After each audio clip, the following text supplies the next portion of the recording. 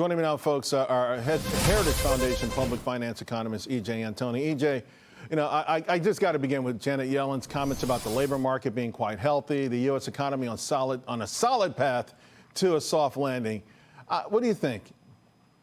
Oh, Charles, spoken like a true elitist as usual with Janet Yellen. You know, let's not forget this is the woman who made the gaffe about grocery prices and claimed that she did her own grocery shopping, and then they had to stage a photo op where she was picking up her own fresh direct order, walking through the parking lot. I mean, look, everything she says and does at this point is an absolute joke. She is completely disconnected from the common man. She has no idea that American families are paying over $300 billion in interest on credit cards right now, for example. And even when she actually has the data in front of her, she likes to ignore the negative things because of her own political bias. Let's just put it that way. So everyone says Nick Timiraos of the Journal sort of conveys the Fed's insight. You know, that job is the Fed whisperer, right?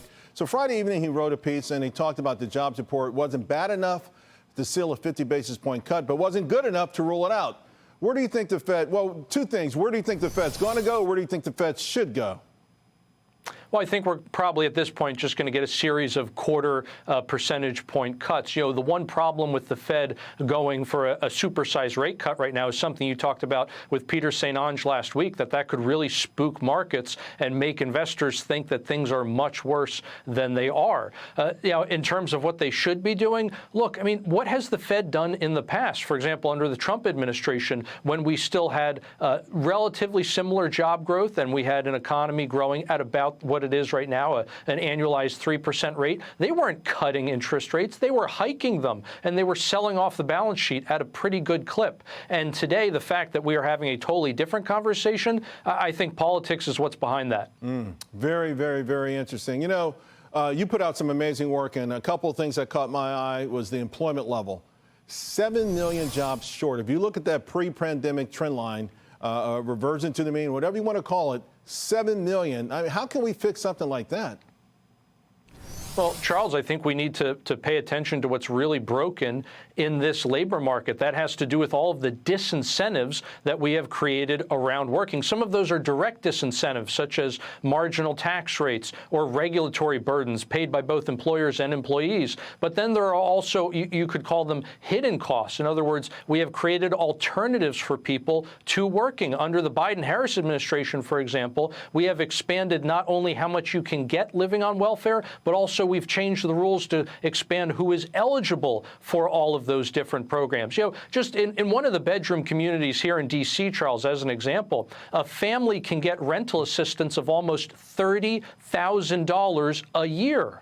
You know, E.J., when the bridge collapsed, when that ship ran into the bridge in Baltimore, and those folks who were working on that bridge tragically lost their lives, they were all from different countries. I'm not sure if they were here legally or not. But it's amazing how many people live in Baltimore, to your point, who are unemployed, able-bodied men, strong men, and because they don't have to.